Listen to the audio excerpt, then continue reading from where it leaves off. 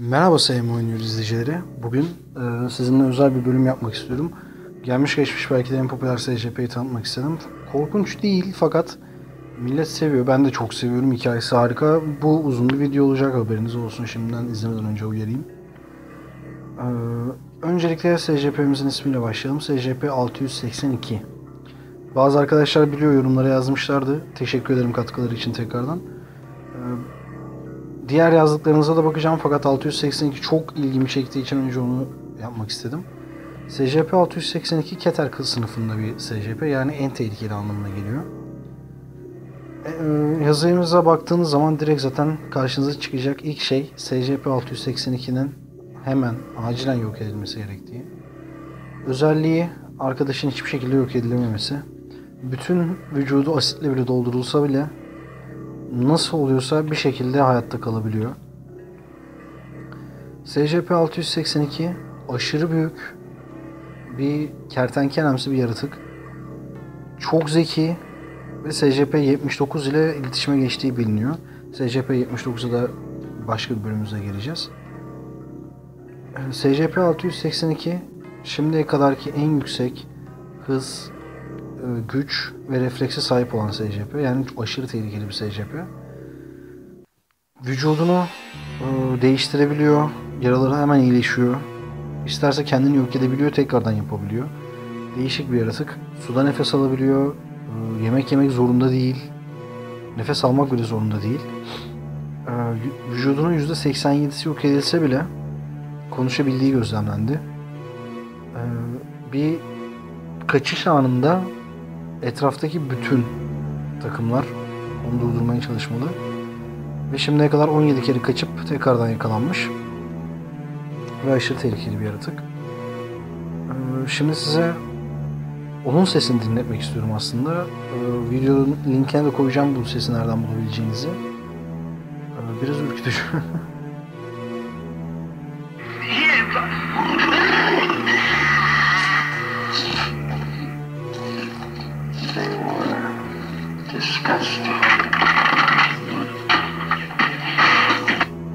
Bu sesi kaçarken çekmişler. Korkutucu. Orada bir D kalısı yediğini biliyoruz. Parçalıyor. Şimdiye kadar dediğim gibi kaçışlarında 299-300 kişiyi birden öldürebilme kapasitesine sahip. Hiçbir şekilde öldürülemiyor. SCP-409'u üstünde kullanmışlar. SCP-409 özet olarak geçmek gerekirse kristalimsi bir şey. Dokunduğu zaman canlıyı kristale dönüştürüyor. Yaratık buna dokunuyor. Öldürülmek istendiği için tabii ki. Ve kristale dönüşmeye başlıyor. Çok büyük acı çektiği belli oluyor yüzünden. Çünkü bağırmaya başlıyor ve çok kıvranıyor. %62 vücudunun %62'si kristale dönüştükten sonra kendisi patlıyor. Kristal patlıyor. Ve yaratığın %62'si yok olmuş oluyor. Fakat tekrardan kaybettiği şeyleri tekrardan yerini çıkartıyor. Hem de bir saat içinde. SCP-682 şimdiye kadar denenmiş bütün SCP objelerine karşı dayanıklı. Şimdi size bugüne kadar kullanılmış olan SCP'leri anlatacağım. SCP'lerden biraz yabancıysanız bunları anlamayabilirsiniz. Ve aşırı uzun, o yüzden sadece ilgi çekicileri anlatmaya çalışacağım size. Şimdi SCP-173'ü seven arkadaşlar var. Bu onlara gelsin. SCP-682 ve SCP-173 bir odaya kapatılıyor. Arkasından SCP-682 biraz bağırmaya başlıyor ve korkuyor. Duvarın en uzak tarafına gidip SCP-173'e direkt olarak bakmaya başlıyor. 6 saat boyunca gözlerini kırpmadan 173'e bakıyor. Arkasından 2 tane ajan ellerinde büyük sniper keskin nişancı tüfeği, keskin nişancı tüfekleriyle SCP-682'nin gözlerini vuruyorlar ve SCP-173 682'ye saldırıyor. Arkasından SCP-682'nin bir zaman sonra yerde yattığı gözüküyor ve kafası boynu ve bacakları üstünde bayağı kötü yaralar var o sırada tabii ki. Çünkü biliyorsunuz ki SCP-173 insanların boyunlarına giriyor. Arkasından SCP-682 bütün zararı kendine iyileştiriyor. Arkasından kendini değiştiriyor ve vücudun her tarafında gözler çıkartıyor ki 173'ün görüntüsünü kaybetmesin. Enteresan olan şu ki SCP-173'ü tanıması. 682'nin bütün SCP'leri tanıması. Şimdi bu aslında güzel bir fikir. Bir öneri. Adamlar demiş ki 60 megatonluk bir nükleer bomba atalım kafasına demiş. Fakat reddetmişler çünkü şöyle düşünün. 682'nin bu patlamadan sağ çıkıp bu patlamaya kendini adapte etmesi, yani düşünsenize nükleer bomba bile çarpılmayacak yaratığa. Yani o zaman biraz kötü olur. Bu da benim enteresanım galiba. SCP-738. SCP-738 şeytan olarak adlandırılıyor. Klasik filmlerde görmüş olduğunuz belki hatta Supernatural izlediyseniz anlaşma yapan şeytanlardan bu. Ve gidiyorlar soruyorlar. Diyorlar ki bu yaratığı, dünyayı, insanların yaşam biçimini, SCP birliğini ve evrene zarar vermeden yok edebilir miyiz diyor. Ve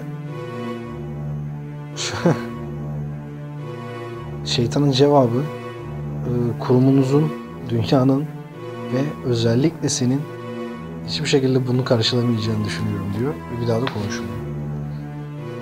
Bu da eski yaptıklarımızdan bir tanesi. SCP-96 utangaç adam. SCP-96 682'nin yanına getirilir. Ve herkes bunların yakından gider. Hatta binayı terk eder. Çünkü biliyorsunuz ki SCP-96 yok etmek istediği şeyi yok etmeden asla durmayan bir şey. Hatta anlatmıştık, duvarları delebilir, dağları delebilir, çok hızlı bir şekilde koşabilir diye konuşmuştuk. Bunlar da demişler ki bu yaratıkla bunu karşılaştırırsak belki 96 bunu öldürebilir diye. 27 saat boyunca bu iki yaratık birbiriyle kavga ediyor. Bir anda 27. saatin sonunda sesler kesiliyor. Birbirlerine çok kötü bağırıyorlar, çalık atıyorlar, şey yapıyorlar. Sonar radarı SCP-96'nın ölesiye yaralandığını ve bir köşede yattığını söylüyor ve çok kızgın olduğunu söylüyor. SCP-682'nin ise onun tam tersinde yattığını ve vücudunun %85'inin yok olduğunu söylüyor. Ve SCP-96 bundan sonra kendi yüzünü parçalamaya çalışıyor, bir çığlık atıyor. 682'yi gördüğü zaman. Yine önceden yaptığımız bir tanesi SCP-513. SCP-513 682'nin yanına sokulur ve 513 robot koluyla çalınır. 682 bir anda bağırmaya başlar ve kulaklarını kapatır. Arkasından SCP-682 beklemeye başlar. SCP-682 saatlerce, hatta günlerce, 3 gün boyunca volta atar. Kabaca tabir etmek gerekirse. Ve SCP-682 bakarlar ki uyumuyor hiçbir şekilde. Havadan kendisine uyuşturucu verilir ki uyusun. SCP-682 uyur 45 dakika sonra ve hemen 1 dakika sonra uykusunu yürümeye başlar.